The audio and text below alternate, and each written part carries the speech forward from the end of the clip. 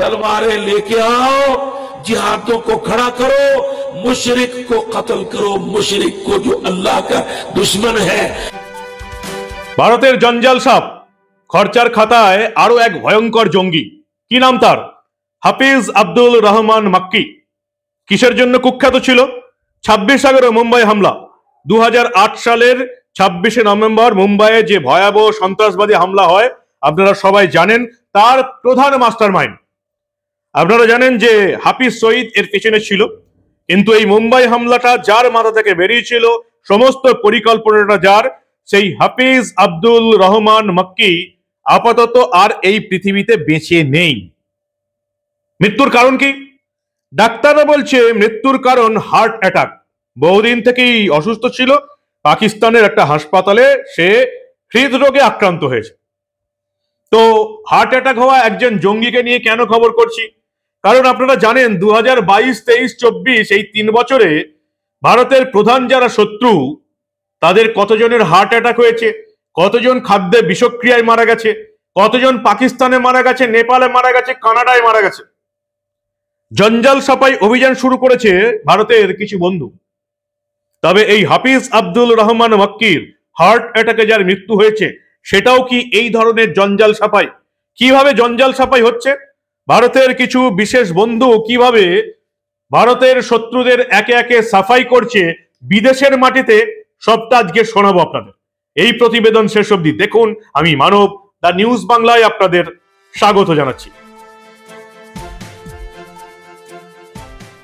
হাফিজ Abdul Rahman makki 26/11/2008 26শে November মুম্বাইয়ে যে সন্ত্রাসবাদী হামলা হয় তার প্রধান মূল চক্রী, মাস্টারমাইন্ড হাফিজ শহীদের ঘনিষ্ঠ আত্মীয়, হাফিজ শহীদের শালা শ্যালক। এবং জানা গেছে আজকে পাকিস্তানে তার মৃত্যু হয়েছে। মৃত্যুর কারণ হচ্ছে হার্ট অ্যাটাক। এবং জঙ্গিদের তরফ থেকে যেটা জানানো হয়েছে, পিটিআই সূত্রে যেটা জানানো হয়েছে, শুক্রবারই পাকিস্তানের হৃদরোগে আক্রান্ত হয় এই মাক্কি, তাতেই তার মৃত্যু হয়। জামাত উদ দাওয়া JUDর পক্ষ থেকে সংবাদ সংস্থাকে জানানো হয়েছে কিছুদিন ধরেই অসুস্থ ছিলেন, হাই ডায়াবেটিস ছিল, আজকে একটি বেসরকারি হাসপাতালে তার হার্ট অ্যাটাকে মৃত্যু হয়েছে। এরকম হার্ট অ্যাটাক, খাদ্যে বিষক্রিয়া, একেবারে গুলিতে মৃত্যু গত 3 বছর ধরে আমরা দেখে এসেছি। এবং লক্ষ্য ভারতের অন্যতম শত্রুরা, একের পর এক শত্রুর মৃত্যু এই 3 বছরে হয়েছে, বিচার দেওয়া হয়েছে ভারতের আদালতে, অন্য কোনো দেশের আদালতে, আন্তর্জাতিক আদালতে। যাদের বিচার হয়নি, যাদেরকে শুধুমাত্র আন্তর্জাতিক সন্ত্রাসবাদী ঘোষণা করেই এই পৃথিবীর সমস্ত আইন আদালত হাত ছেড়ে বেঁচেছে, তাদেরকে কেউ বা কারা এই 3 বছরে 22, 23, 24 আগেও ঘটেছে, কিন্তু এই 3 বছরে এত ঘটনা ঘটছে পরপর যে এদের মৃত্যুটা স্বাভাবিক কিনা সেই নিয়ে ভারত ছাড়া প্রত্যেকটা দেশ কিন্তু প্রশ্ন তুলে দিয়েছে। ভারত জানিয়েছে এর সঙ্গে অফিসিয়ালি ভারতের কোনো সম্পর্ক নেই, কারণ ভারত হচ্ছে বিশ্বের সবচেয়ে বড় গণতন্ত্র, সবচেয়ে বড় গণতান্ত্রিক শান্তির দেশ। ভারত এই ধরনের কোনো ঘটনা ঘটায়নি। কিন্তু কি দেখতে পাচ্ছি আমরা গত এই 3 বছর ধরে? প্রথমে এই যে খালিস্তানি জঙ্গিদের কথাই আমি আপনাদের বলি, সালগুলো এবং তারিখ, জায়গা ভালো করে দেখুন। 2020 লাহোর, 2020 জানুয়ারি লাহোর হরমিত সিং হ্যাপি। 2023 6 মে লাহোর পরমজিৎ সিং পাঞ্জওয়ার। 2023 14 জুন বার্মিংহাম अवतार सिंह खंडा। 2023 18 জুন হরদীপ সিং নির্জর। তার ঠিক 1 বছর আগে 2022 রিপুদমন সিং মালিক। একের পর এক খালিস্তানি জঙ্গি কখনো পাকিস্তানে, কখনো কানাডায় বা বিশ্বের অন্য কোনো দেশে খালাস হয়ে গেছে। এর মধ্যে কয়েকজন আবার সেই 1985 সালের বোমা হামলায় এয়ার ইন্ডিয়ার সেই যে কনিষ্ক বিমান মাঝ আকাশে ধ্বংস হয়ে গিয়েছিল, তাদের কয়েকজনকে, মানে ভারতের চরম কয়েকজন শত্রুকে কেউ বা কারা একেবারে কয়েক বছরের মধ্যে সব কটাকে নিকেশ করে দিয়েছে। এবং এর মধ্যে কে মারছে, কেন মারছে কেউ ধরতে পারেনি। শুধুমাত্র এই হরদীপ সিং নির্জর, যাকে মারা হয়েছিল 2023 18 জুন কানাডার সারেতে, তাকে নিয়ে কানাডার প্রধানমন্ত্রী একটু হইচই করেছিলেন, কিন্তু আলটিমেটলি কোনো প্রমাণ হয়নি। এ তো গেল খালিস্তানিদের কথা। এবার আসুন পরপর শুনুন, খুব তাড়াতাড়ি বলার চেষ্টা করছি। নিষিদ্ধ জঙ্গি সংগঠন জৈশ-ই-মোহাম্মদ, তাদের সদস্য শহীদ লতিফ পাঠানকোটে ভারতীয় বিমান বাহিনীর যে হামলা হয়েছিল, বিমান বাহিনীর ঘাঁটিতে যে হামলা হয়েছিল, তার মূল ষড়যন্ত্র ছিল 2016 সালের পাঠানকোটের ঘটনা। তাকে পাকিস্তানের সিয়ালকোটে কোনো এক অজ্ঞাত পরিচয়ে দুজন হামলাকারী গুলি করে মেরে দেয়। সাইদ লতিফ কোথায় মেরেছে? একেবারে পাকিস্তানের সিয়ালকোটে। তারপর রিয়াজ আহমেদ, পাক অকুপায়েড কাশ্মীরে এই রিয়াজ আহমেদকে একটা মসজিদের মধ্যে ঢুকে গুলি করে মারা হয়েছিল। এও বিভিন্ন ভারতবর্ষের বিভিন্ন সন্ত্রাসবাদী হামলার সঙ্গে যুক্ত ছিল। লস্কর ই তৈবার LET শীর্ষ কমান্ডার ছিল। এবং এই যে 2023 সালে জানুয়ারিতে ধানগিরি সন্ত্রাসী যে হামলা হয়েছিল, তার প্রধান ষড়যন্ত্রী ছিল এই রিয়াজ আহমেদ, যাকে পাকিস্তান অকুপায়েড কাশ্মীরের এই যে রাওয়ালকোটের আল কুদুস মসজিদের মধ্যে গুলি করে হত্যা করা হয়। কে মেরেছে, কেন মেরেছে, কেউ জানে না। বসির আহমেদ পীর পাকিস্তানের রাউলপিন্ডিতে নিহত। বসির আহমেদ পীর ছিলেন হিজবুল মুজাহিদিনের সন্ত্রাসবাদী সংগঠনের একজন কমান্ডার, এবং জম্মু কাশ্মীরে সে বিভিন্ন রকমের এই সন্ত্রাসবাদীদের নিয়োগ করত, অনুপ্রবেশকারীদের একদম পাকিস্তান থেকে পিওকে থেকে ভারতের কাশ্মীরে ঢুকে দিত, এবং রাউলপিন্ডিতে তারই দোকানের বাইরে কিছু অজ্ঞাত পরিচয় বন্দুকধারীর গুলিতে সে নিহত হয়।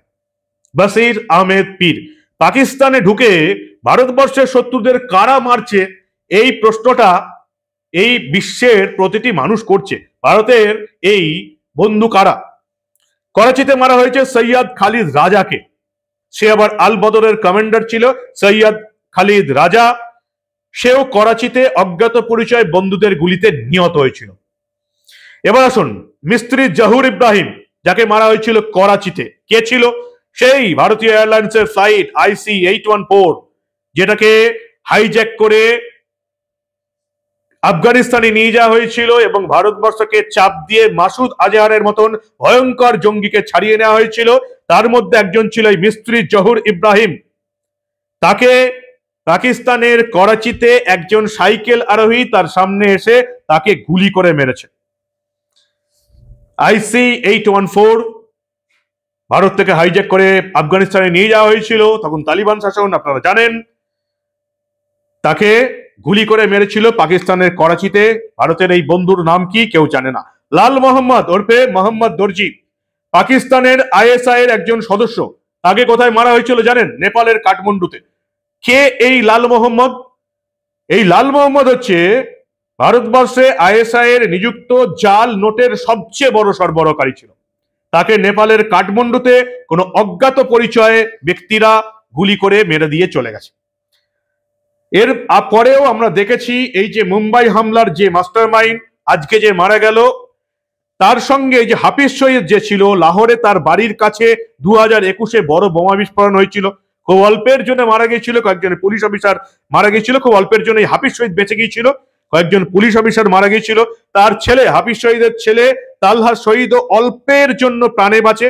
2019-এ তার একটি ধর্মীয় সম্মেলনে যোগ দেওয়ার কথা ছিল, সেখানে বিস্ফোরণ ঘটে।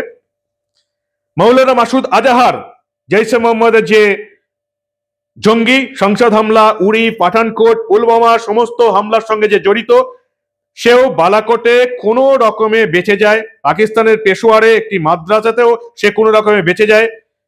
অনেকবার তার কাছাকাছি বিস্ফোরণ হয়েছে, কিন্তু এই মাস্টার মাইন্ড বহুবার বেঁচে গেছে। কিন্তু আজকে যেটা খবর পেলাম, যেটা দিয়ে এই প্রতিবেদন শুরু করেছিলাম, যে এই হাফিজ শহীদের শ্যালক শালা হাফিজ আব্দুল রহমান মক্কির পাকিস্তানের একটি বেসরকারি হাসপাতালে হার্ট অ্যাটাকে মৃত্যু হয়েছে। লস্কর ই তৈবা, হাফিজ মোহাম্মদ সঈদ প্রতিষ্ঠাতা, এবং তাদের পেছনেও যে ভারতের কিছু বন্ধু লেগে আছে আজকের ঘটনায় প্রমাণ। এই আব্দুল রহমান মক্কি, যাকে ধরে দিতে পারলে মার্কিন যুক্তরাষ্ট্র তার মাথার দাম ঘোষণা করেছিল $2 মিলিয়ন, সে আজকে হার্ট অ্যাটাকে মারা গেল। এই হচ্ছে ঘটনা। পরপর আরো অনেক নাম রয়েছে লস্কর ই তৈবার, হাফিজ সঈদ, জাকিউর রহমান লখবি, ইউসুফ মোজাম্মিল, জাফর শাহ, মোহাম্মদ আশরাফ। যদিও এই মোহাম্মদ আশরাফও একটা ভয়ঙ্কর সন্ত্রাসবাদী হামলায় মারা গিয়েছে বলে জিও টিভি একটা প্রতিবেদনে বলেছে। এবং বাকি এই সমস্ত নামগুলো এখনো কিন্তু ভারতের এই বন্ধুদের টার্গেটে আছে, সেটা আর বলে দেওয়ার অপেক্ষা রাখে না। কি বলবেন আপনারা? অফিসিয়ালি এই জঙ্গির 26/11 মাস্টার মাইন্ডের মৃত্যু হলো কিন্তু হার্ট অ্যাটাকে। এবং ভারতের তরফ থেকে পরিষ্কার বলে দেওয়া হয়েছে এই যে সমস্ত ঘটনা আপনারা আমার মুখ থেকে শুনলেন তার একটারও পেছনে ভারতের কোনো রকমের কোনো দায় নেই। ভারত সরকার কোন রকম এই ধরনের ঘটনা ঘটায় না। ভারত হচ্ছে বিশ্বের সবচেয়ে গণতান্ত্রিক এবং শান্তিপ্রিয় দেশ এবং ভারতবর্ষের শত্রুদের বিশ্বের বিভিন্ন দেশে, পাকিস্তানে, কানাডায়, নিউজিল্যান্ডে, নেপালে কারা মারছে সেটা ভারতের পক্ষে জানা এবং বোঝা সম্ভব নয়। তবে আপাতত ভারতের এই বন্ধুদের একটা বড় স্যালুট জানান আর দেখতে থাকুন দা নিউজ বাংলা। আমরা আবার আন্তর্জাতিক দুনিয়ার এই ধরনের খবর, বিশেষ করে যে খবরগুলো আবার ভারতের বন্ধুরা ঘটাচ্ছে সেই ধরনের কোনো খবর চেপে রাখতে দেব না।